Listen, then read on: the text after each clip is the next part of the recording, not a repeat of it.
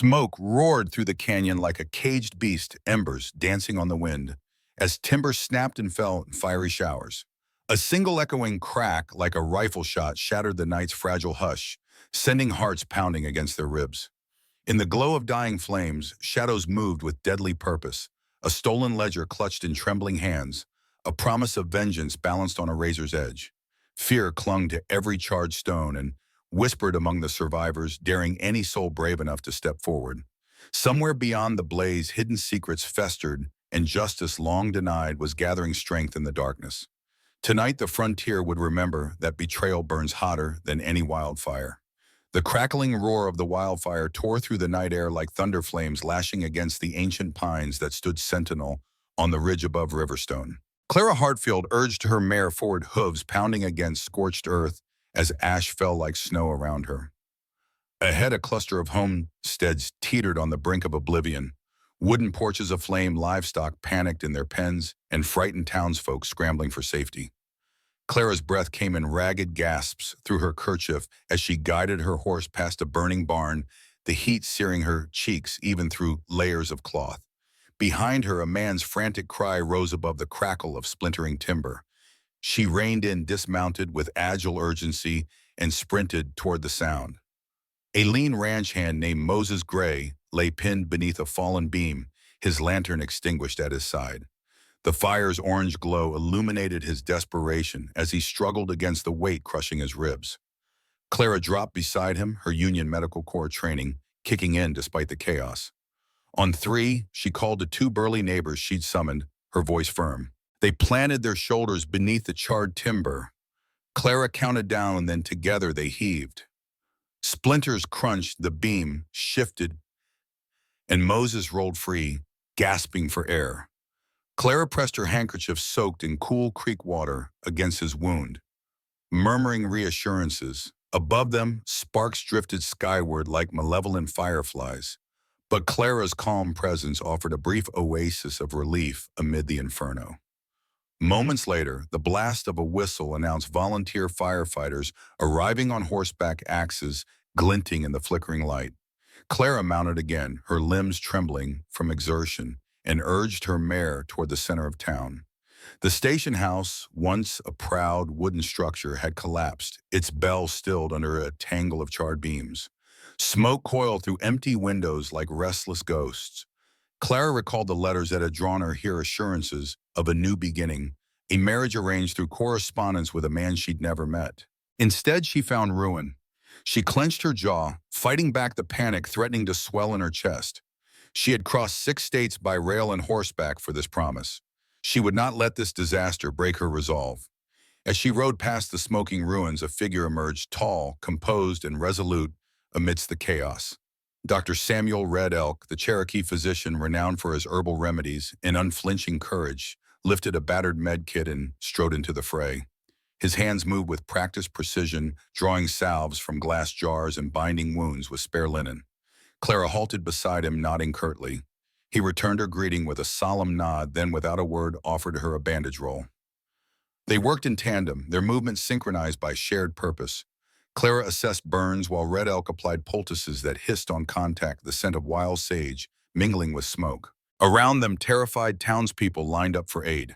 Clara's heart stung at each anguished face, reflecting loss and fear.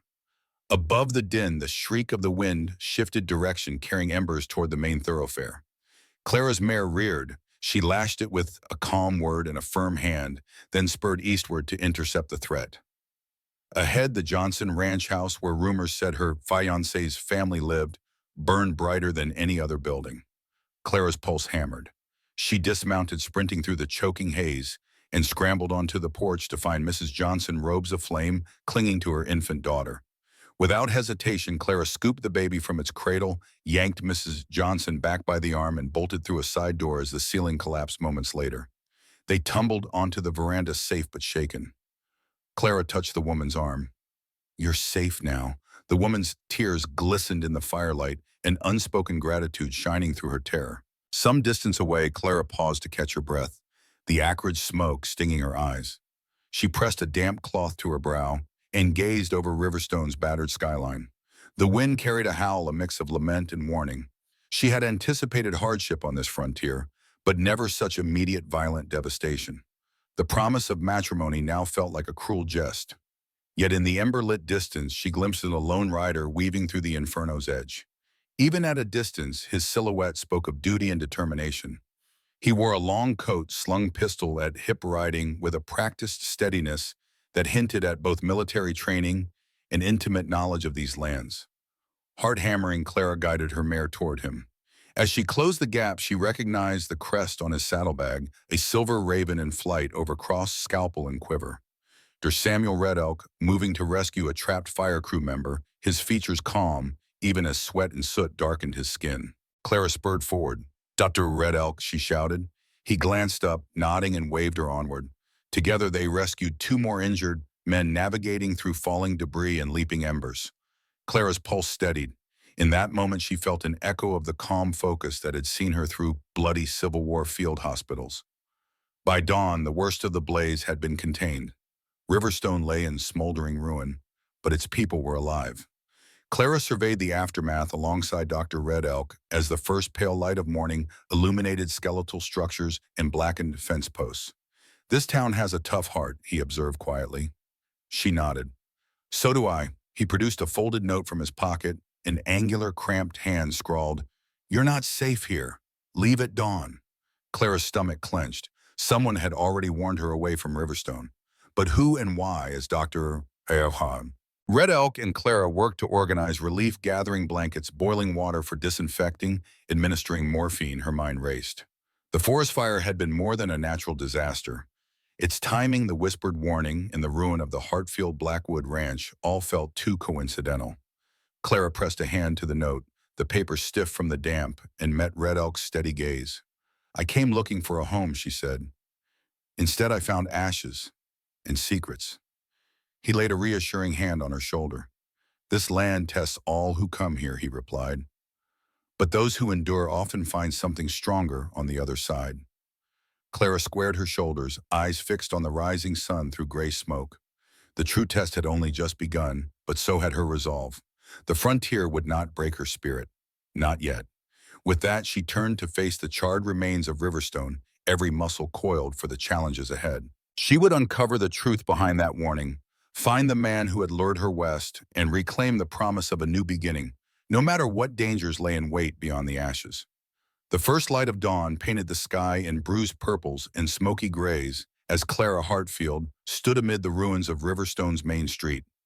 Each cracked plank and charred beam whispered of loss of livelihoods, homes and hopes reduced to ash. Yet beyond the devastation lay the promise of renewal hidden beneath the surface like the stubborn green shoots already pushing through the scorched earth. Clara inhaled sharply, bracing herself for the work ahead. She moved with purpose toward the improvised relief station Dr. Samuel Red Elk had established in the half-collapsed schoolhouse. Inside town, elders and volunteers formed a human chain, passing sacks of flour-dried meat and blankets to a growing line of refugees gathered on the dirt road. Clara joined them, her nimble hands expertly tying flour sacks closed after filling them at the flour mill's remaining silo. The simple repetition grounded her a tangible way to turn chaos into construction. A sudden clatter at the doorway drew her attention. A rider trimmed stern-featured bearing a polished revolver at his hip entered with measured steps. His dust-streaked coat bore the emblem of the Montana Territorial Marshal's Office cross badges beneath an eagle's wing. He removed his hat, revealing steel-gray hair parted neatly at his temples. "Marshal Caleb Thompson," he introduced, voice low but resonant. "I've come to secure the perimeter and investigate the origin of this fire. Rumors say it wasn't by nature's hand." Clara felt a jolt of apprehension. "I received a warning last night," she admitted, showing him the folded note with its stark command. "Leave at dawn." He studied the message, brow furrowed. "You're not the first stranger warned off," he said. "Riverstone's troubles run deeper than one frontier bride." While the marshal organized patrols to guard against further sabotage, Clara and Dr. Red Elk pressed on with relief efforts. They triaged a fresh wave of injured smoke, inhalation, minor burns, and one man, Jacob Bowman, whose leg had been crushed when his stable collapsed. Clara worked deftly, recalling wartime surgeries as she splinted his femur with broken wagon spokes and linen. Bowman's sweat-soaked face crumpled in pain, but Clara's steady voice coaxed him through each breath. Just a bit longer, she said, wrapping the final bandage. We'll get you to the clinic in an hour. Outside, the wind carried whispers of unease. A group of ranch hands huddled in heated discussion, glancing toward a wagon piled high with crates stamped Blackwood and Sons, Silver Creek Ranch. The ranch hands murmured that Mayor David Blackwood, Clara's intended groom's elder brother, had vanished in the fire and none had seen Thomas Blackwood since. Rumors swirled of missing supplies and cattle stolen under cover of smoke. Clara's pulse quickened. Her dreams of an arranged union had shifted. She sought answers, not affection. Determined, she followed the murmuring ranch hands to the smoldering remains of the Silver Creek Ranch corral. The charred skeleton of the livery stable loomed like a fallen giant, its smoldering embers drifting skyward. Clara's breath caught when she saw the ranch's ledger box half-burned, but intact, lying among the coals. She knelt, prying it open with a tool salvaged from a volunteer's kit. Inside, she found a stack of damaged account books, their ash-streaked pages listing debts, receipts, and deliveries. Most entries were routine hay purchases, equipment repairs, but one portion bore red ink scrawled in a hasty hand. Large sums labeled Indian Agency funds tracked against dates immediately preceding the fire. Her jaw clenched. These records hinted at embezzlement funds meant to support the Cherokee and Crow reservations diverted into private pockets. Clara's gaze flicked to the silent form of Dr. Red Elk, who had followed her at a cautious distance. She opened her mouth to speak, but he raised a hand. His dark eyes, deep-set calm, met hers with steady assurance. "Show them to Marshal Thompson," he advised. "He'll know how to proceed." Clara nodded carefully, replacing the box's lid. As she rose, a shadow fell across the stable's threshold. A tall woman clad in mourning black with a riding habit smudged by ash regarded Clara with cool appraisal. "Mrs. Evelyn Blackwood," the woman announced, voice edged with steel. "I presume you're Miss Hartfield, the so-called male bride." Clara straightened, bristling at the cold formality. Evelyn's pale eyes that must have been congenial in brighter days assessed Clara's soot-streaked face with thinly veiled contempt. "My brother Thomas isn't missing," Evelyn continued. "He's purposely avoided Riverstone since the fire." She turned her gaze to the ledger box. "And I wish you'd place that in my hands." Clara clenched her jaw. "I intend to hand it to the marshal," she replied evenly. Evelyn's lips curled in a faint smile. "Be my guest. But so long as those pages remain in unfamiliar hands, your safety here is far from guaranteed." Before Clara could respond, a yell pierced the air, a panicked cry echoing from the ridge above. Clara and Evelyn exchanged a startled glance, then bolted toward the sound. Near the hollowed foundation of the main house, a boy, his wide, bound arms lifted to protect his face, ran from a figure garbed in midnight leather, brandishing a pistol. Without hesitation, Clara shouted, "Stop!" and sprinted ahead, chasing the assailant through a haze of smoke and red embers. Evelyn followed, her riding skirt flaring as she ran. Clara's lunges for the thief proved futile. He twisted away, firing a shot that shattered a nearby post. The boy shrieked and ducked behind a fallen beam. Clara swallowed adrenaline-fueled fear, yanked up a length of rope from the ground, and flung a loop around the thief's ankle. He stumbled, firing wildly, but Clara closed the distance, catching his wrist in a vice grip. She twisted the gun free and thrust the handcuffs Dr. Red Elk had provided at her belt onto his wrists. Evelyn materialized at her side, unsnapping a second pair. Together, they secured the man. The boy, Leo Hawkeye, Dr. Red Elk's young ward, trembled as he rushed forward. "Miss Hartfield." "Thank you," he panted. Clara knelt, easing his shaking shoulders. "You're safe now. Tell the marshal what happened." Leo nodded, eyes shining with terror and relief. Evelyn stepped forward, expression better concealed now that danger had passed. "Your people are safe," she said curtly to Clara, voice softer but still clipped. Clara met her gaze. "It's the children I worry for," she replied. Evelyn hesitated, then offered an almost imperceptible nod. "Come with me. We have much to discuss." As the three made their way back down the ash-strewn road, Clara reflected on the morning's harrowing events. The burned homesteads, the rescued neighbors, and now an attack on a child. Riverstone's destruction felt orchestrated, its tragedies woven together by unseen hands. Her promise of marriage felt distant, trivial. Instead, she had found purpose to uncover the truth behind the fires, the stolen agency funds, and the disappearance and possible betrayal of her intended. She cast a sideways glance at Evelyn. The woman's elegantly austere posture hinted at secrets buried deeper than Riverstone's foundations. Clara steeled herself. Whatever lay beyond the ledger's smudged pages, she would see it brought to light no matter the cost. Back at the schoolhouse relief station, Marshal Thompson awaited them clipboard in hand and ride-stained duster swirling like a storm cloud around him. Evelyn presented the ledger box with a brisk nod. Thompson's stern features softened at the evidence of embezzlement. Clara watched as he flipped through the red-stained pages, then looked up at her with urgent gravitas. "Miss Hartfield?" He began, a voice low. "This matter is bigger than personal dispute. If these records prove true, the men responsible will be brought to justice, and Riverstone may yet have a future beyond ashes." Clara offered a measured nod. "Then let's secure every copy," she said, "and ensure the records reach safe hands."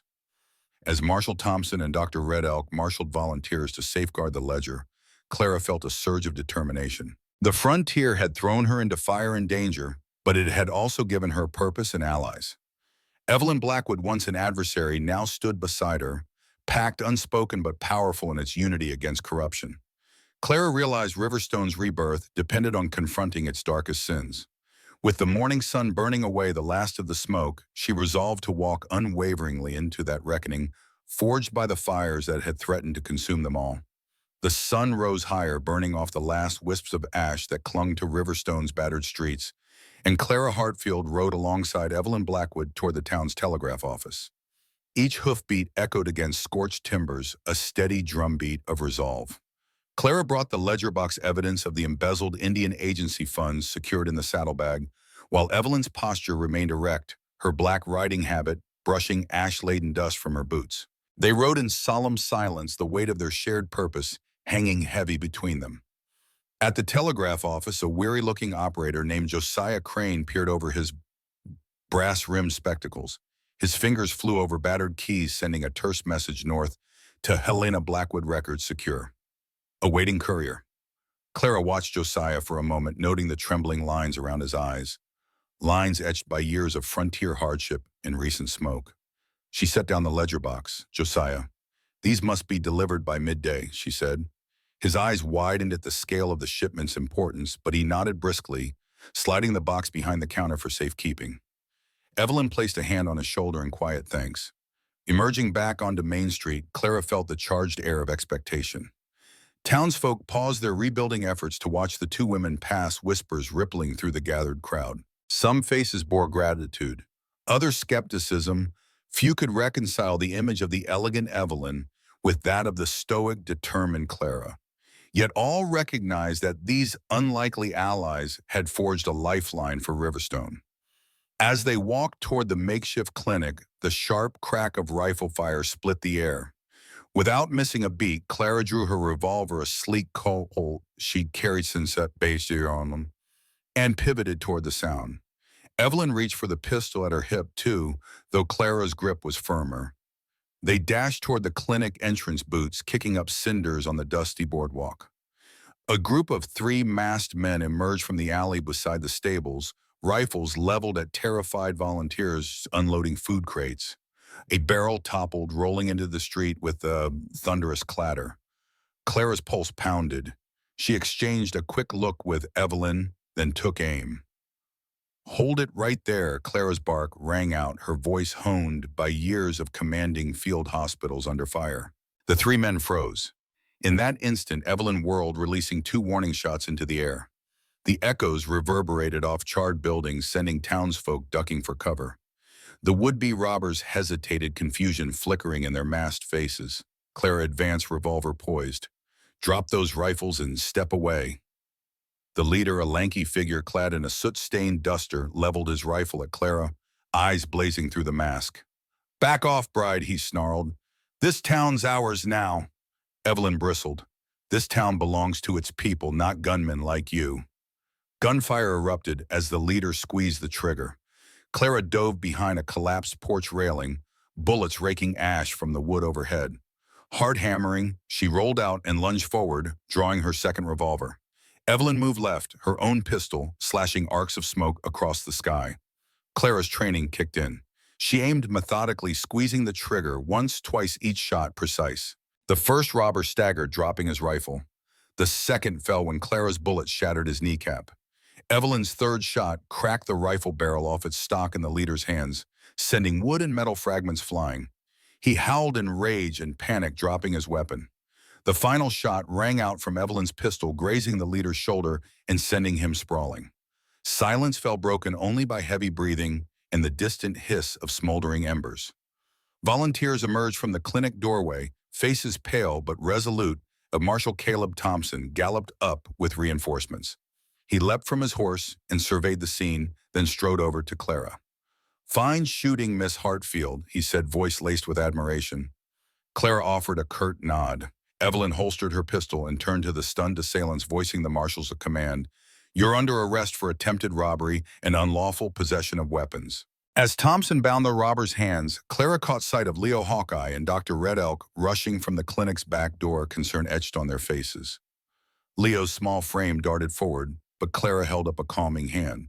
"They're in handcuffs," she assured him. The boy exhaled in relief and scampered to her side. Clara ruffled his hair gently. "You did well earlier, Leo." His eyes shone with pride.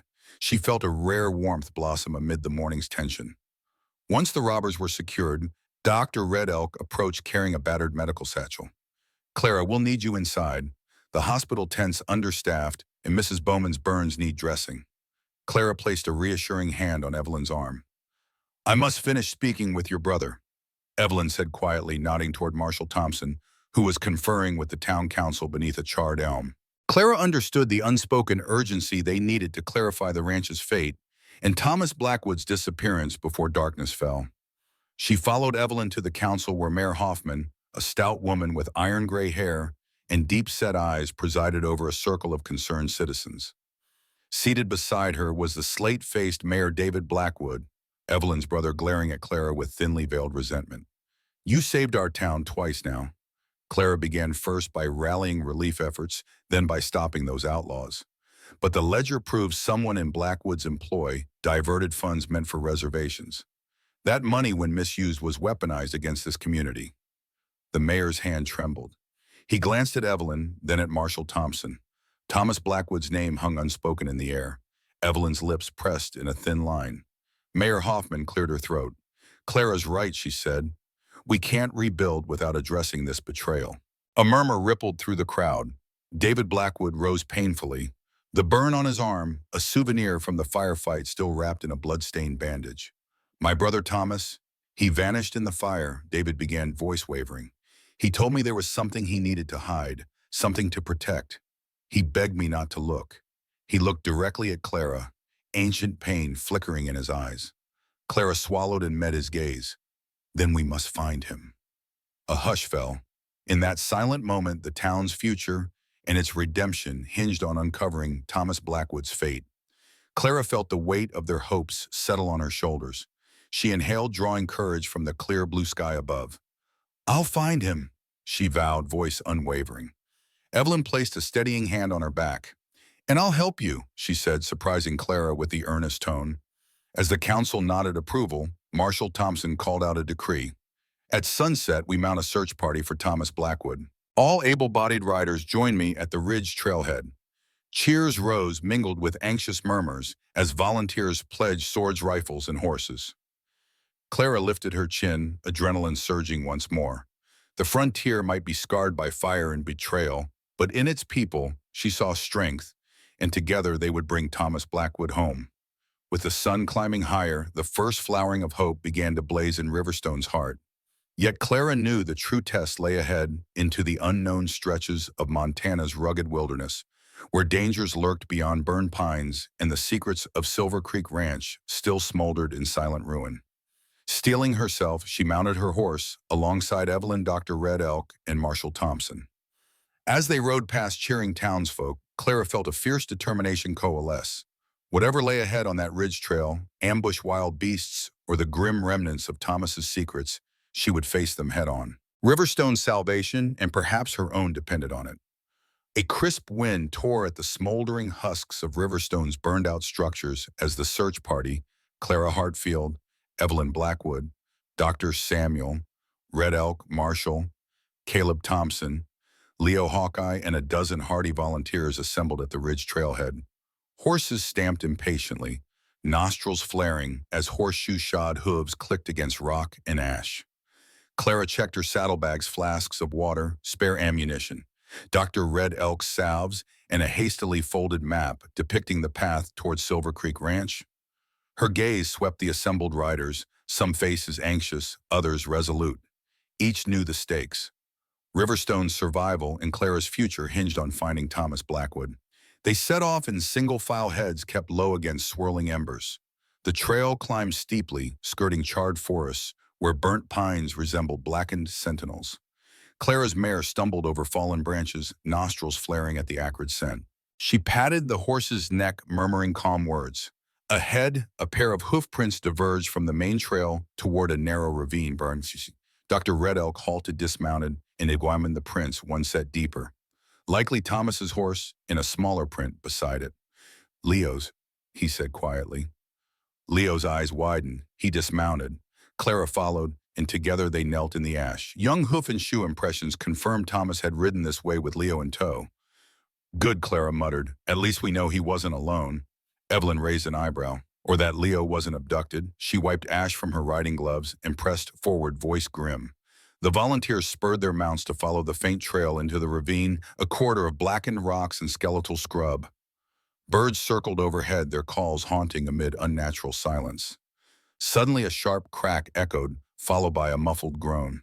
Clara wheeled her horse, spotting Marshal Thompson and two volunteers uncovering a pack lodged between rocks. Evelyn charged forward. The marshal parted the cloth. Inside lay Thomas's saddlebags, empty except for a bloodied bandage. Clara felt her pulse quicken. She dismounted, kneeling to inspect the wound dressing. He was shot, she said, voice tight. The bandage was soaked in fresh blood that had seeped through. Red Elk nodded gravely. We're close. They pressed on the ravine's walls, narrowing to funnel dust and heat. Ahead, a flicker of movement caught Clara's eye. A silhouette slumped at the ravine's bend, dark hair matted with ash. Thomas, she called, voice wavering between relief and terror. Evelyn unslung her revolver, ready for treachery, but Clara surged forward, dismounting and racing on foot. Thomas Blackwood lay against a scorched boulder, one arm draped over his chest, the other bound in a blood-soaked bandage. His broad-shouldered frame was gaunt-faced, pale beneath smudges of soot and sweat. His blue eyes, once vibrant, now held pain and shock. Clara knelt, dropping the saddlebag beside her. Thomas, she whispered, lifting his uninjured hand to her cheek. He flinched, but didn't pull away. Dr. Red Elk and Leo arrived. The doctor set to work unwrapping the bandage to examine the gunshot wound in Thomas's thigh. Clara watched, heart clenching at the sight of bone fragments and torn flesh. Volunteers formed a protective circle, rifles leveled outward. Evelyn stood guard alongside Marshal Thompson, eyes scanning the ravine's entrance for threats. A hush fell, broken only by Thomas's labored breathing and the doctor's quiet murmurs. After tense minutes, Dr. Red Elk rewrapped Thomas's leg with fresh linens and salves, his hands steady despite the gravity of the injury. The bullet passed through, he announced. No bone damage. Luck. But he'll need rest and minimal movement until we reach the clinic. Clara exhaled, relief and concern mingling in her chest. She placed a loaded canteen at Thomas's lips. He drank, head tilting back. Evelyn dismounted, kneeling beside Clara. Who did this? She asked quietly. Marshal Thompson shook his head. We found blood trails leading off the path. Likely bandits trying to cover their tracks. Evelyn's jaw hardened. Riverstone's sins chasing us, even here. She spoke softly, but Clara heard the subtext: betrayal cuts deepest when delivered by those you trust. Clara turned back to Thomas, brushing ash from his forehead. You're safe now, she said gently. He managed a watery smile. Thanks to you. His voice was hoarse but earnest. She nodded. Let's get you home. Volunteers fashioned a makeshift litter using blankets and saddle straps. Two strong riders hoisted Thomas, gently settling him beneath a canvas tarp to shield from the baking sun. The party continued slower now. Leo remained at Clara's side, offering Thomas sips of water. You saved my life, Leo told Thomas, voice small but firm. Thomas's expression softened. He reached out, brushing a smear of ash from Leo's cheek. You're a brave boy. His tone carried paternal warmth that made Clara's chest tighten with emotion. As they neared the ravine's mouth, a thunderous roar rolled through the canyon, an avalanche of boulders crashing down a side chute. Clara threw up an arm to shield Thomas's face. Evelyn drew her pistol, scanning the rock's collapse. That was too close, she muttered. Marshal Thompson dismounted, inspecting the fresh cascade. Could be loose rock from the fire's heat, or someone setting a trap. Clara's chest tightened at the thought of hidden threats. Yet in this crucible of ash and stone, she recognized the frontier's fierce truth: only those with courage and unity survive. She mounted again, arranging her skirts to ride side saddle so she could face Thomas. "Lean on me," she murmured, handing him the reins. The party resumed a slower, more careful pace. By late afternoon, the ravine opened onto a vast plateau scattered with burnt timber and blackened grass. In the distance, the skeletal remains of Silver Creek Ranch stood against the sky-charred foundations, half buried in ash. The windmill's broken blades spoke like a gaunt warning. Clara's breath caught, her heart pounded, as she prepared for the next phase, the final approach to uncover Thomas's secrets and confront whoever had ambushed him. Dr. Red Elk urged Clara forward.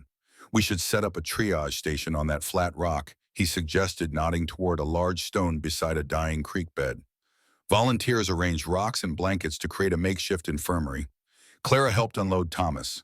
They laid him gently, then gathered supplies. A few volunteers scouted ahead, rifles ready, as dusk's purple shadows stretched across the lowlands. Clara knelt beside Thomas, filling her small syringe with morphine from her medical kit. "This will ease the pain," she whispered. Thomas closed his eyes as she administered the dose. She placed a hand over his. "You're not alone," she promised. He exhaled a brittle sigh. As twilight deepened, the assembled group shared sparse rations by firelight.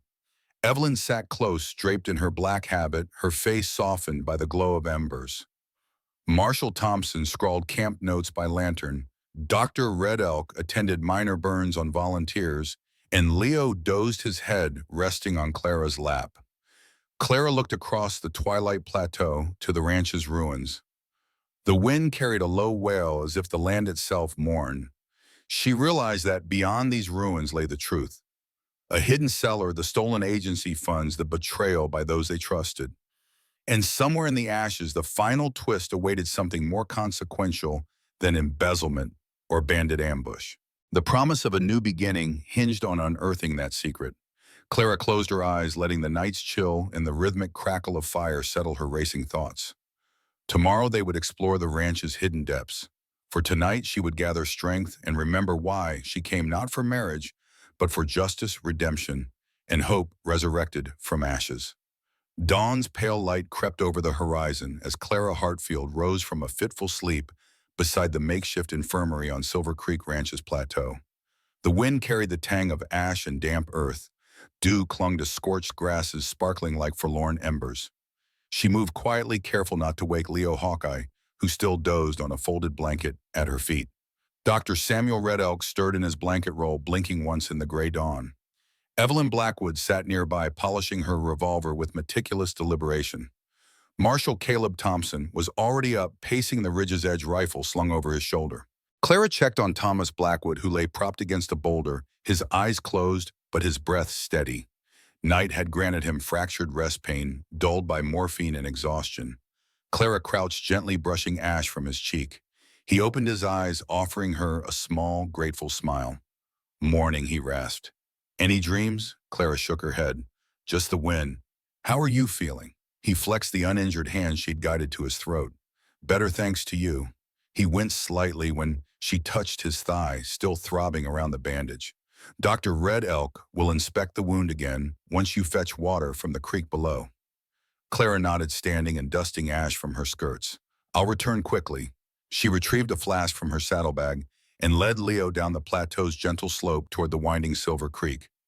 As they descended, crisp morning mist drifted above the stream's surface, weaving through blackened stumps and half-buried stones. Leo ran ahead, his small figure darting between charred roots, laughing quietly as a water strider skated across a calm pool. Clara slowed her pace, marveling at the boy's resilience. The frontier could be cruel, and yet here amid devastation, life persisted. At the creek's bend, Clara knelt, dipping the flask into the clear, cold water. She paused, listening to Leo's laughter echoing upstream. The sound, a bright note in the somber landscape, reminded her of her own son lost long ago. A tight knot formed in her chest, but she pushed it down. Focusing on the present, Thomas needed her. She secured the flask, testing the stopper, before she climbed back toward camp. Meanwhile, out on the plateau, Marshal Thompson organized scouting parties to sweep the ranch's ruined grounds. Evelyn joined them, lending her sharp eye to search for signs of hidden entrances or buried compartments. Dr. Red Elk gathered volunteers to build a more stable infirmary, using salvaged boards, while Leo hovered near Thomas, offering wordless comfort. Clara returned to the boulder where Thomas lay waiting. Dr. Red Elk knelt beside him, inspecting the wound's dressing. "Good water," he remarked in a low voice. "We'll need more to set a proper poultice." Clara handed him the flask and he refilled his own canteen before moving on to mix fresh salve. Evelyn stood by, assisting her riding habit now pressed and cleared of debris. Clara watched their quiet teamwork, feeling a surge of respect for both doctor and opponent in black. By mid-morning, the rest of the party converged near the ranch's charred foundation, half-buried cellar entrance revealed by uprooted timbers. Marshal Thompson surveyed the opening, peering into the darkness where only faint rays of light reached. "This is it," he said. Clara stepped forward. Evelyn produced a coil of rope and a carbide lamp. Leo pressed close, eyes wide. Dr. Red Elk loaded his med kit with emergency supplies, bandages, morphine syringes, salves in case they found remnants of the missing or wounded. Clara took the lamp and knelt at the cellar mouth. The descent was steep and uneven. She tied the rope's end around a sturdy post above. Marshal Thompson tested the support by lowering himself a few feet, then motioned back to Clara. "All set." She threw the rope to Evelyn, then secured one end of her belt to it. One by one, they abseiled into the cellar. Evelyn first, then Dr. Red Elk, Marshal Thompson, and finally Leo, guided by Clara's steadying hand until he reached the floor. Inside the cellar was cool and still, an underground room lined with stone walls that had withstood the blaze. A faint odor of damp earth and rotting straw wafted through the air. Beneath the silt of ash lay wooden shelves, once neatly arranged, now empty or holding charred fragments. Clara swept her lamp over the walls. At the back, half hidden by rubble, stood a small wooden trunk, its lid closed. She moved toward it, heart pounding. Evelyn followed, close, revolver drawn but lowered. Clara brushed away debris and pried the trunk open. Inside lay folded clothing, too fine for a farmhand. Children's garments, a small navy jacket with brass buttons, woolen trousers, and a gray felt cap. Beneath them lay two carved wooden figures, one a horse, the other a young boy's figure with outstretched arms. Clara gasped. Each bore Samuel's name etched on its base. Evelyn's voice echoed, "Your son's toys." Tears sprang to Clara's eyes. A mixture of relief and heartbreak overwhelmed her. She lifted the boy figure, tracing the carved letters, Samuel Hartfield. The boy's cap slipped from her trembling fingers and stirred a tiny cascade of dust. Leo approached, peering at the artifacts with awe. Dr. Red Elk knelt and examined the carvings, nodding slowly. "Genuine," he confirmed. "Recent craftsmanship, not heirlooms." Marshal Thompson swept his lamp over the trunk's interior. At the bottom, hidden beneath a false panel, lay several documents, a guardianship transfer signed by a Thomas Garrett dated 4 years prior, and a falsified death certificate for Samuel Hartfield.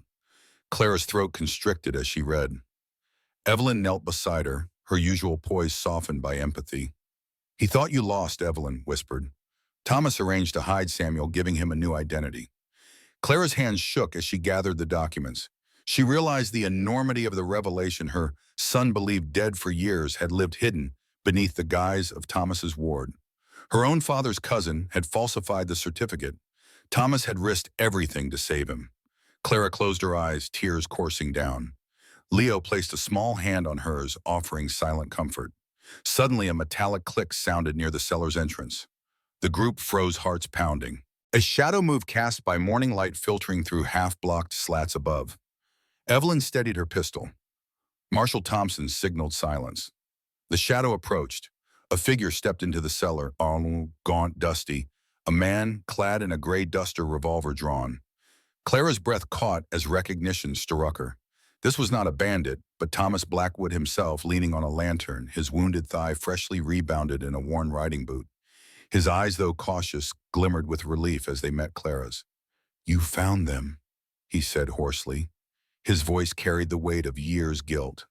"Love, hope." Clara rose, clutching the documents to her chest. "I found him," she whispered to Evelyn and to Red Elk, who nodded in solemn triumph. Evelyn holstered her pistol, stepping aside. Thomas limped forward, each movement a testament to endurance. Clara reached out her hand trembling, and he accepted it. Their eyes locked in a moment of raw emotion, mother and son's protector reunited. Leo exhaled, stepping to stand beside his guardian. Marshal Thompson observed quietly, knowing this moment's significance outweighed any protocol. Dr. Red Elk produced fresh bandages for Thomas's leg. Evelyn knelt to help, her elegant composure softened by genuine care.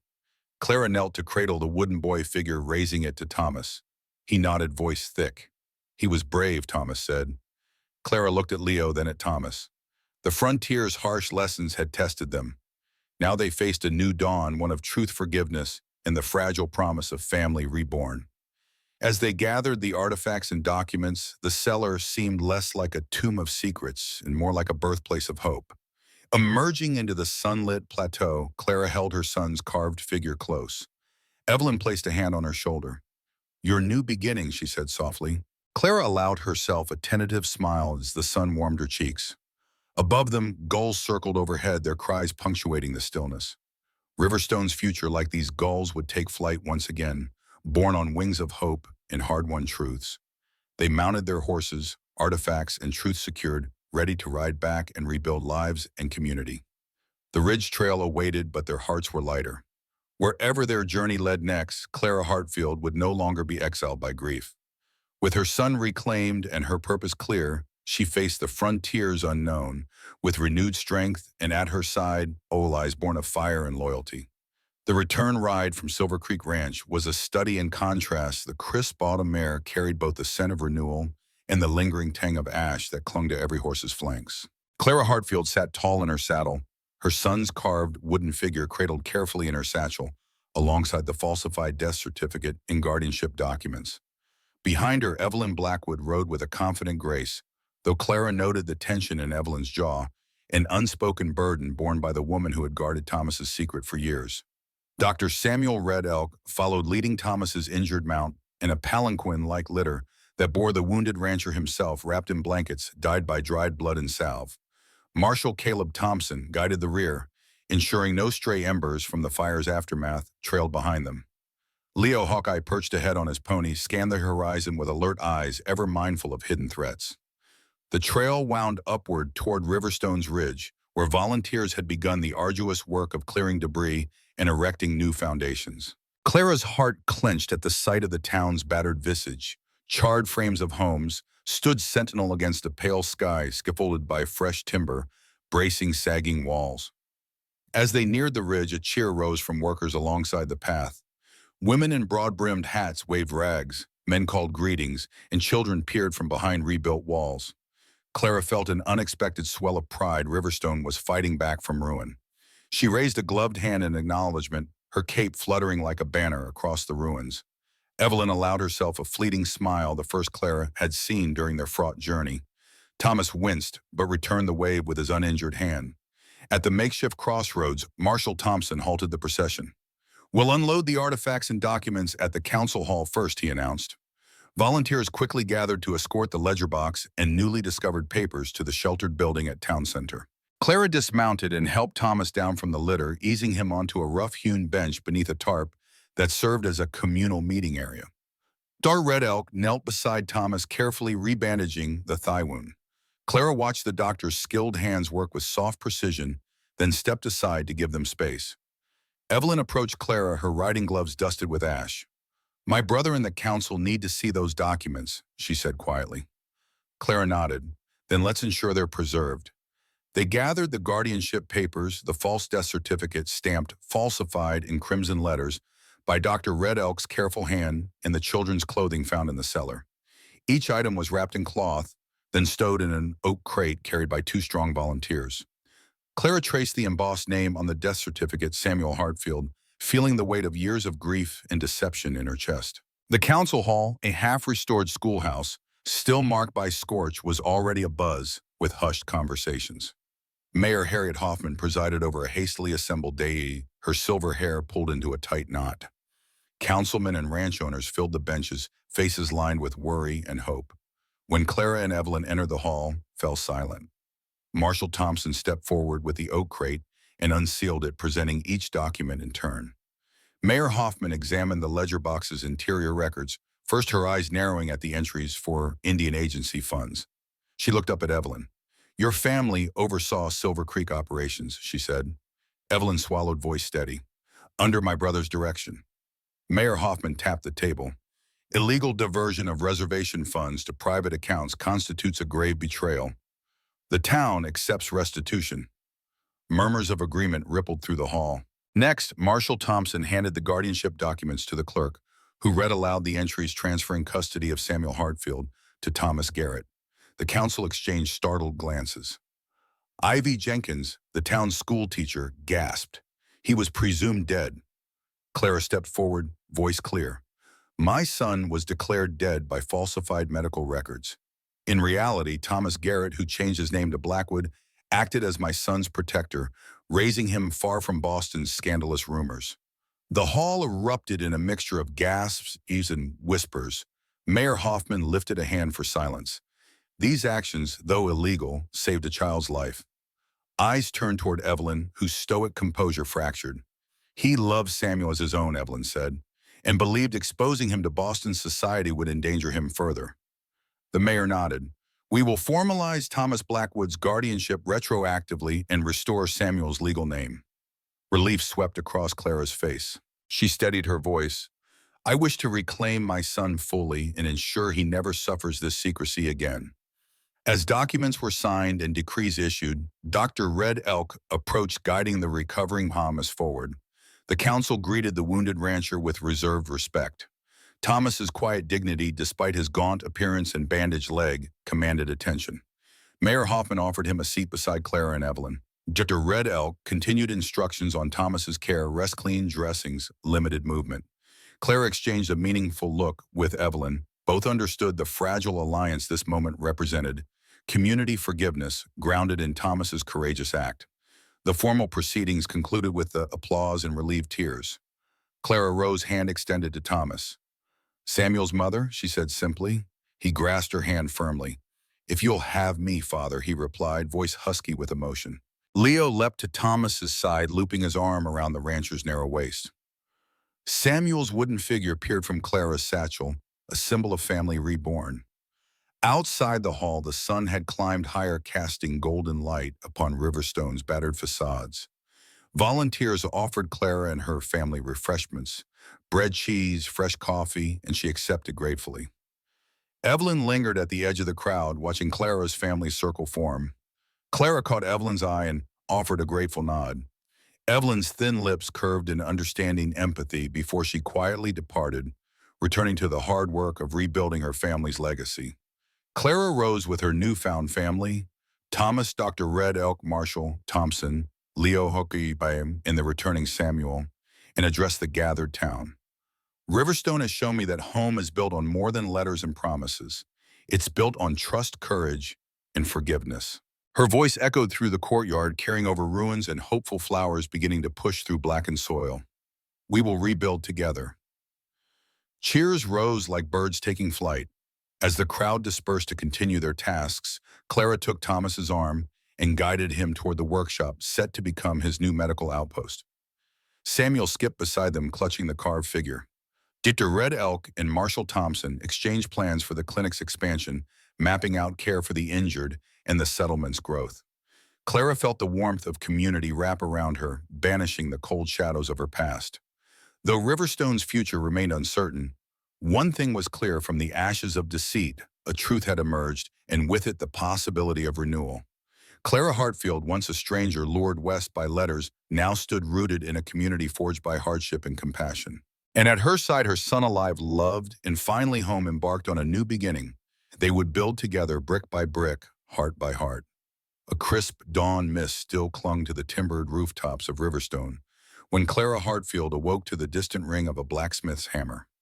The day promised clarity after the emotional storms of the recent past. With Samuel at her side, his small hand curled around hers, Clara made her way toward the newly erected medical outpost that had once been the burned remains of the old general store. Its charred walls had been reinforced with fresh lumber, a canvas awning stretched overhead, and a hand-painted sign declaring Hartfield and Red Elk Clinic swung gently in the breeze. Inside, Dr. Samuel Red Elk oversaw a line of patients, burn victims, sprained ankles, and lingering coughs from smoke inhalation. His Cherokee calm grounded the bustle. Clara noted how his dark eyes softened at each patient. She set several wrapped bundles of bandages on the counter and greeted him with a tired smile. "Everything ready for Thomas's discharge?" she asked. He nodded. His leg strength has improved. He can manage short walks. Clara nodded. Soon Thomas would join the clinic staff, officially his medical knowledge, a boon to the frontier town. Outside, Mayor Harriet Hoffman and Evelyn Blackwood stood conferring over blueprints for rebuilding the town hall. Samuel clutched a wooden horse figure, turning it in his small hands as he watched the planning. Clara knelt beside him. "Ready to help again today?" she asked softly. His green eyes sparkled with determination. "Can I hold the figure while we work?" Clara smiled and placed it in his grasp. The boy's face lit with a pride. She recognized the same pride she'd felt when forming the search party. Samuel was settling into his new life here. By mid-morning, the clinic's front porch was a hive of activity. Clara directed volunteers unloading a wagon of medical supplies, jars of salve, crates of bandages, and a fresh shipment of morphine vials. Next to her, Thomas Blackwood, now officially Thomas Hartfield, oversaw the placement of a sturdy surgical table beneath the awning. His once ashen face bore lines of fatigue and relief in equal measure. Evelyn had insisted Thomas adopt the Hartfield name to solidify Samuel's legal identity, another twist to ensure the family's unity. As Clara arranged fresh linens on the table, Marshal Caleb Thompson arrived, the dust trail of his horse still clinging to his duster. He reported that the final ledger copies had been dispatched to Helena for territorial investigation and that the local sheriff's office would soon arrive to formalize arrests for the embezzlement and arson. Clara exhaled.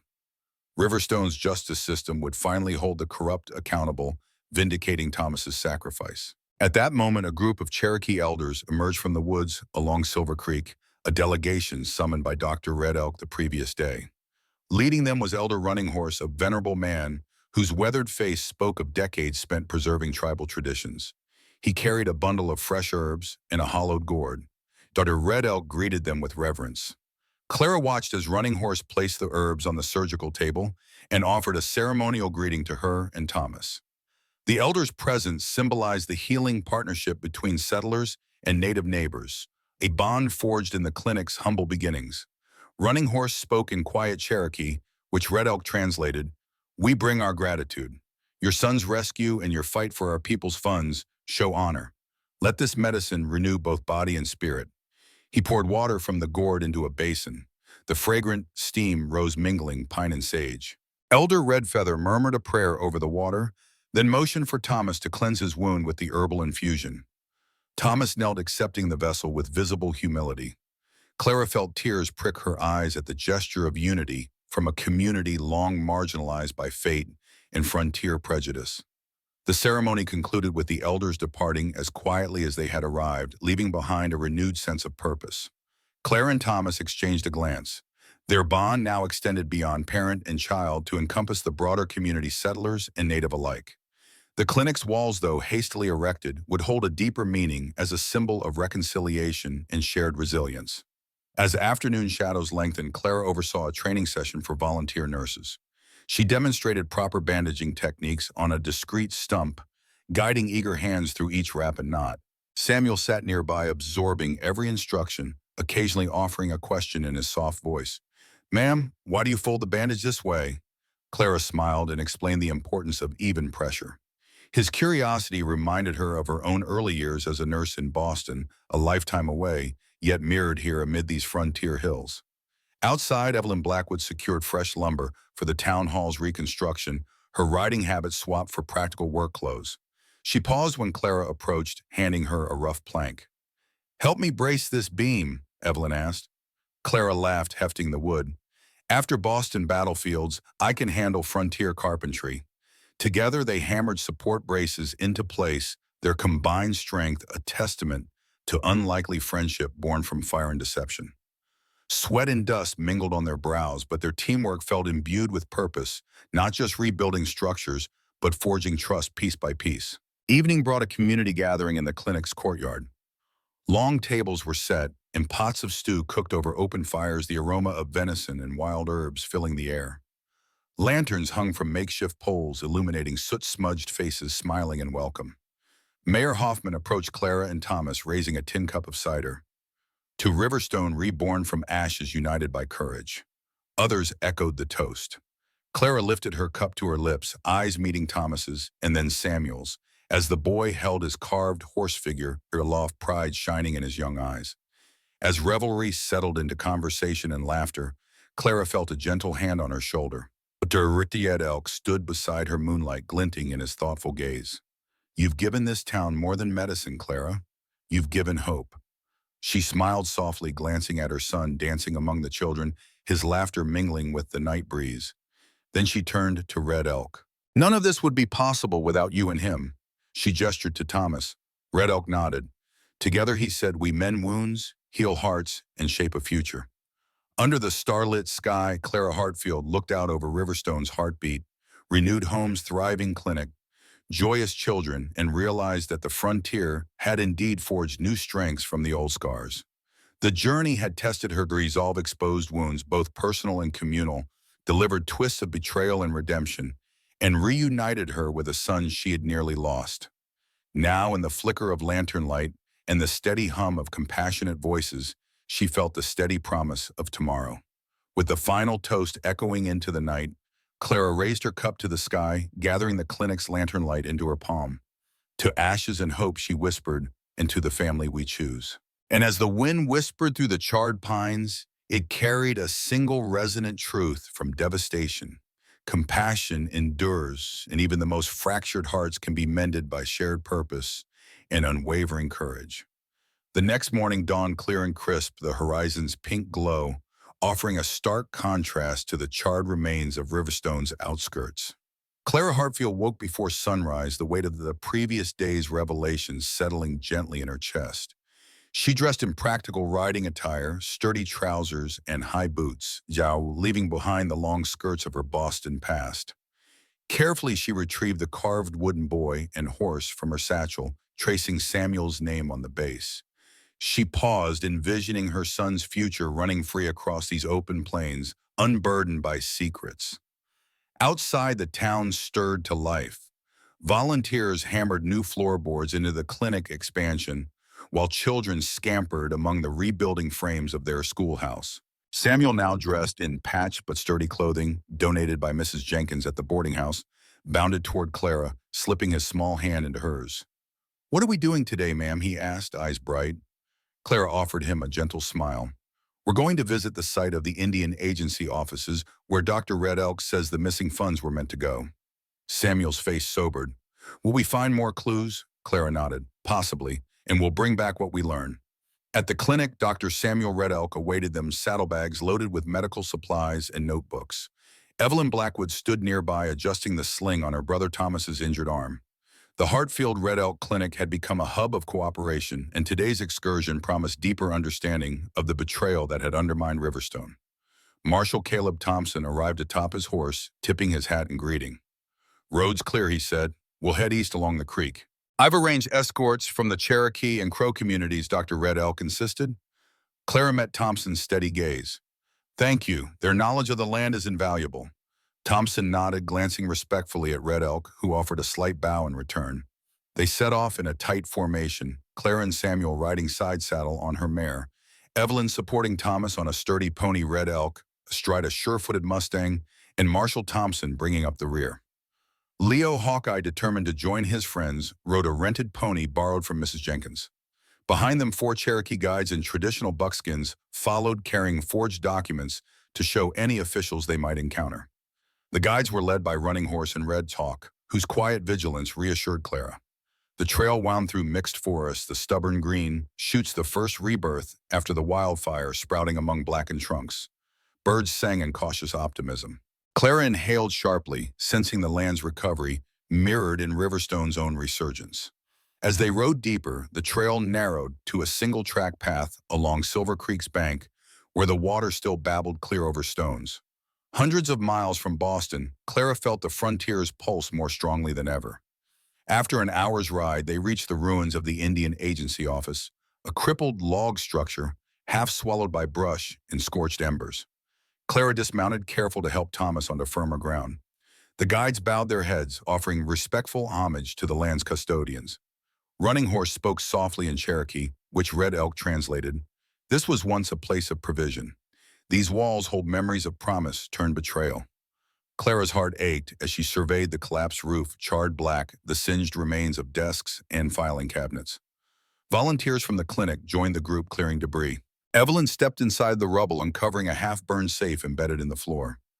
"This looks promising," she said. Clara crouched beside her, prying the safe's door loose. Inside lay a cache of flattened papers, disbursement forms, receipts, and an official ledger stamped "Confidential Indian Appropriations." The documents bore water stains and scorch marks, but remained legible. Clara lifted the ledgers with gloved hands and passed them to Thomas, who unwrapped the documents from their protective cloth. His eyes narrowed at the entries, large sums allocated for food and blankets, signatures missing or forged, and cryptic notes in the margin, "Disperse at Silver Creek only." Evelyn's lips curled in disgust. These funds were meant for the Cherokee and Crow. Instead, they lined Blackwood accounts. Thomas winced, tracing the spidery handwriting. My family's name there crudely overwritten with mine. A last-minute attempt to cover tracks.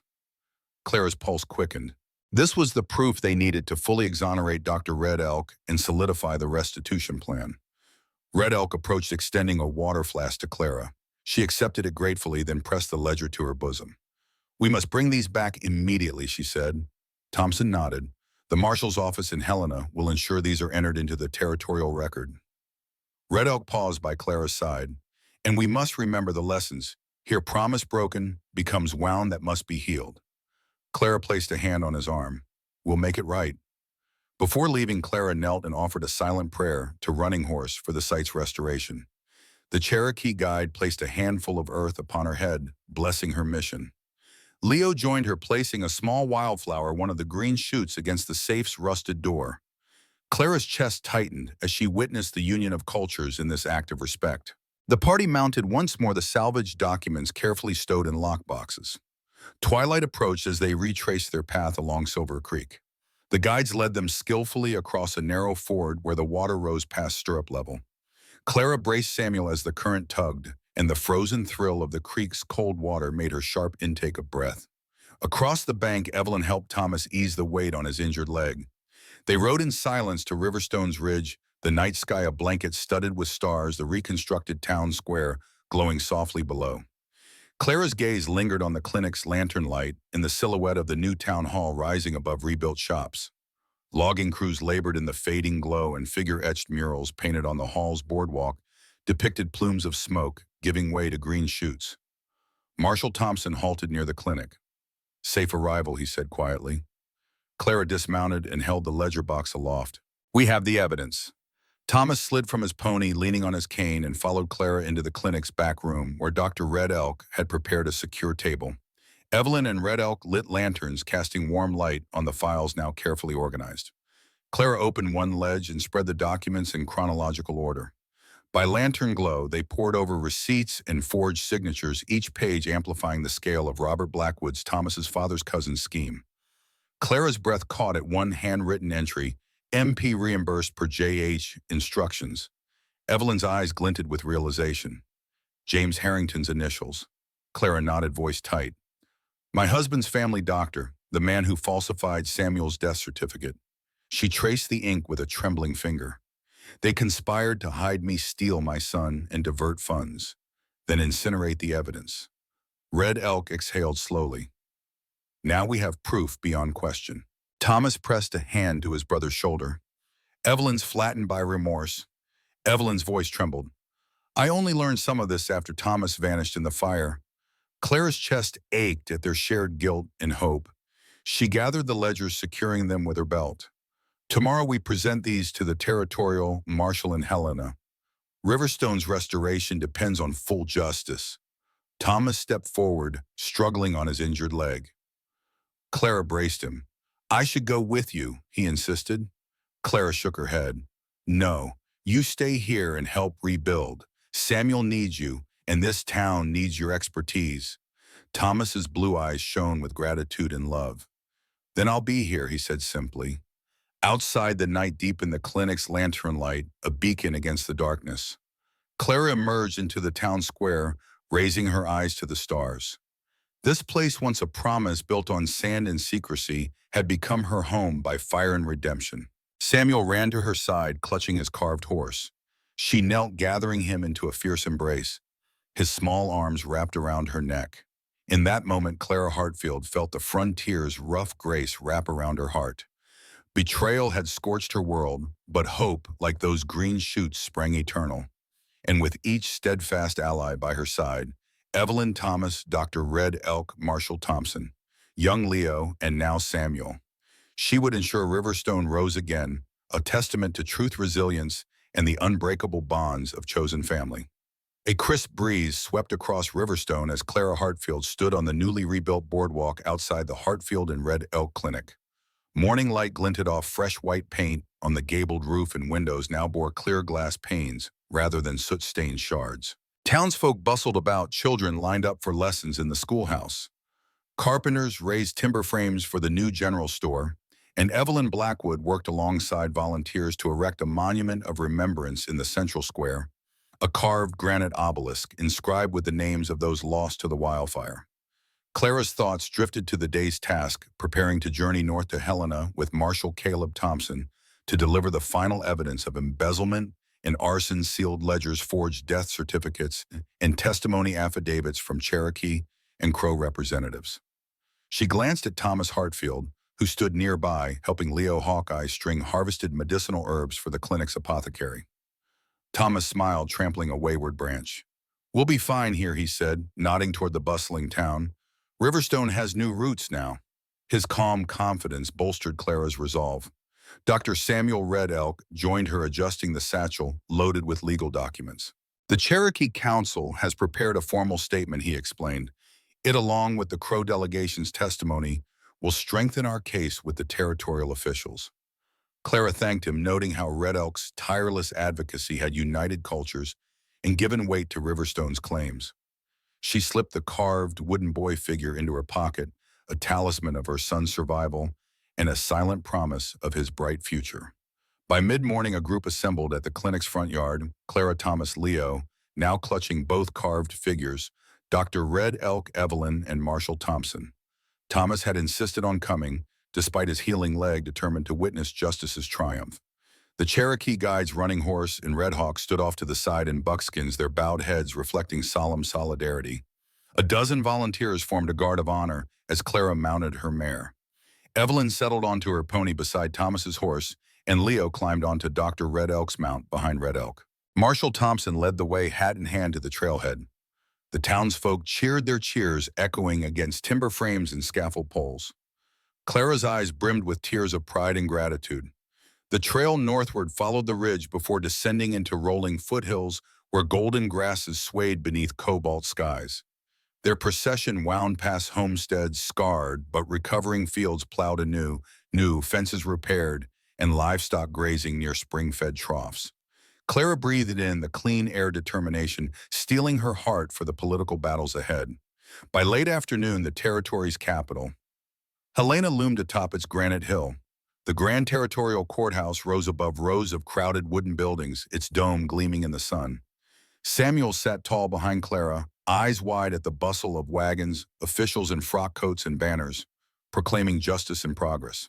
Clara guided her mare to a wide stone portico, where Marshal Thompson presented credentials to Deputy U.S. Marshal Garrett. Evelyn and Dr. Red Elk waited with documents, while Thomas and Leo remained near the clinic's caravan of supplies. Inside the courthouse, Clara paced the marble hall, her son's carved horse figure tucked safely in her satchel. She felt the weight of every broken promise, every stolen dollar, and every lost year of Samuel's existence pressing on her shoulders. Evelyn hovered nearby, offering discreet reassurance. Finally, Deputy Marshal Garrett, formal yet approachable, led them to Judge Whitaker's chamber. In the wood-paneled office, Judge Whitaker, a stern man with silver spectacles, examined the evidence arrayed before him: ledger books with blacked-out lines, death certificates marred with falsified, and sworn statements from Cherokee and Crow leaders. Clara stood resolute as he read, her resolve unwavering, as murmurs echoed in the silent room. "Miss Hartfield," Judge Whitaker said at last, voice echoing, This is damning evidence against the Blackwood estate and three complicit parties in Riverstone: Robert Blackwood, James Harrington, and Agent Wilson of the Indian Agency. He tapped the ledger. I will issue warrants for their arrest and restitution orders to return misappropriated funds. Furthermore, this court recognizes Thomas Hartfield as the legal guardian of Samuel Hartfield and voids any prior decrees of death. Clara exhaled, heart soaring at each affirmation. Evelyn's shoulders sagged in relief beside her. The judge continued, any heirs of the Blackwood estate must appear in court to answer charges of embezzlement, arson, and conspiracy. Riverstone is hereby empowered to rebuild using confiscated funds and additional territorial grants. Clara felt tears spill down her cheeks. The frontier's promise had been harsh, but justice had been served. Outside in the sunlit square, Riverstone's delegates awaited news. When Clara and her party emerged, the crowd erupted in cheers. Evelyn threw her arms around Clara. Thomas approached, leaning heavily on his cane, yet beaming with pride. Leo dashed forward, waving the carved figures aloft as symbols of truth reclaimed. A volunteer presented Clara with a folded Union flag rescued from Robert Blackwood's manor, a gift from the townsfolk. Clara accepted it, voice trembling. For courage, she said simply. The flag's stars shone in the afternoon light, a symbol that even amid division and betrayal, unity could prevail. As the cheering subsided, Clara gathered her makeshift family, Thomas, Samuel, Evelyn, Dr. Red Elk, and Marshall Thompson, and led them to the courthouse steps. Judge Whitaker called out, proclaiming the court's decree, justice for Riverstone, restoration for the wronged, and may the frontier stand testament to resilience and goodwill. Echoes of the proclamation ring through the plaza as townsfolk raised return funds in a ceremonial chest. Children danced around the chest, elders laid offerings of local produce, and volunteers distributed hot cocoa. Clara realized that Riverstone's true rebirth was not only in rebuilt structures, but in the hearts of its people. Under the golden sky of late afternoon, Clara embraced Samuel, raising him so he could wave the carved wooden boy and horse to the crowd. His bright grin reflected hope's promise unmarred by years of secrecy. Evelyn stood with Thomas, their bond renewed by shared sacrifice. Dr. Red Elk and his Cherokee guides offered wise smiles of approval, knowing their community's honor had been upheld. The frontier had demanded courage, compassion, and justice, and Riverstone had delivered. Clara Hartfield, once a stranger lured by letters, now felt rooted in this land of trials and triumphs. She turned to Marshall Thompson, extending heartfelt thanks. He tipped his hat. Riverstone is stronger because of you all, he said warmly. Clara nodded, voice clear with gratitude. And we're only just beginning. As dusk settled across the Rockies foothills, Clara and her family rode back toward the clinic. Lanterns lit their path through rebuilt streets. Tomorrow would bring new challenges, lessons to teach, wounds to heal, and memories to forge. But tonight, beneath the starlit sky, Riverstone celebrated not only its victory, but the birth of a community bound by truth, redemption, and unwavering hope. And as Clara gazed up at the glittering firmament, she whispered a silent prayer of thanks for the frontier's harsh lessons, for the people who stood by her, and above all, for the gift of her son's second chance. Night had fallen over Riverstone, but the town pulsed with a renewed energy. Lanterns glowed in windows, and the scent of baking bread drifted from neighborhood ovens. Clara Hartfield paused outside the Hartfield and Red Elk Clinic, her son Samuel asleep in a small cot by the window. She pressed a fingertip to the cool glass, watching moonlight cast silver shadows over his peaceful face. The carved wooden horse and boy nestled on the bedside table, symbols of the journey they'd survived. Behind her, the clinic door opened softly. Dr. Samuel Red Elk stepped into the night air, the Cherokee moonlight illuminating his calm features. He carried a basket of herbal tea, its steam curling upward. I thought you might want a nightcap, he offered, voice quiet against the nighttime hush. Clara accepted the basket gratefully. She wrapped her shawl tighter as they walked toward the clinic porch. Perched on a swinging bench, Evelyn Blackwood waited with Thomas Hartfield, their expressions warm in the glow of the oil lamp. Thomas's arm, now fully healed, lay across Evelyn's shoulders in a brotherly embrace. The air held the scent of pine and sage. They greeted Clara and Red Elk with nods. Clara handed Red Elk the basket. Thank you, she said, settling beside Evelyn. The four sat in companionable silence for a moment, sipping fragrant tea. Samuel's gentle breaths drifted from inside. The soft clink of spoon against tin cups seemed amplified in the stillness. Finally, Evelyn spoke, voice low. You've given Riverstone more than justice. You've given it heart. Clara met her gaze, gratitude shining in her eyes. And you gave me a family again, she replied. Thomas rose and paced a few steps, gazing at the rebuilt town. Tomorrow he began, voice thoughtful. We begin plans for the formal dedication of the new clinic in Town Hall. Native and settler alike will gather public ceremony, songs, and shared feast. His announcement brought quiet smiles. Red Elk nodded approvingly. We will bring Cherokee flute and drum, crow dancers too, a true celebration of unity. Clara's heart swelled at the promise of cultural harmony. Evelyn stood brushing ash from her lap. I'll coordinate the banquet. The boarding house can host families. Mrs. Wilkins volunteered her finest china. Laughter rippled through the group. Even in this frontier community, thrived on simple acts of generosity. A soft bark drew their attention. Leo Hawkeye emerged from the nurse's quarters, small lantern in hand. He offered it to Clara with a shy grin. I didn't want to wake Sam, he whispered. Clara ruffled his hair. Thank you, Leo. He beamed before slipping back inside. Thomas joined Clara at the window to admire his son. He's at peace, Thomas said softly. Thanks to you. Clara laid a hand on his shoulder. Thanks to all of us. Silence fell again as they gazed at Riverstone's lights, an embered reflection of the stars above. The wind rustled through the pines, carrying distant laughter and the promise of a new dawn. Clara turned to Red Elk. How will the Cherokee and Crow be recognized, she asked. He smiled. A blessing at sunrise on the ridge, the tribal council and town elders together. Clara nodded, feeling the rightness of shared sacred ceremony. Evelyn took Clara's hand. Your son, he'll be a bridge between worlds like Dr. Red Elk here. Clara's eyes misted at the thought of Samuel growing up honored by both her heritage and the land's first peoples. She glanced at Thomas, whose proud smile spoke more than words. The group lingered under the moon, savoring the night's peace. Then one by one they drifted to their respective homes. Evelyn to the boarding house, Thomas to the restored ranch house, with Samuel Red Elk to his cabin by the creek, and Clara back into the clinic where Samuel's cot stood ready. Inside, Clara smiled as she tucked her son in, brushing a strand of auburn hair from his forehead. He stirred, mumbled, and opened one eye. Clara pressed a gentle kiss. Mama's here, Samuel, she whispered. He nestled into the blankets and closed his eyes. Clara lingered, brushing his cheek until he drifted to a deeper sleep. She turned and stepped into the clinic's hallway. Tools and charts lined the walls, testaments to shared struggle and healing. She paused at Thomas's old Union Medical Corps uniform, now framed on the wall alongside Dr. Red Elk's own ceremonial garb. The two garments, once symbols of war and tradition, now represented peace and cooperation.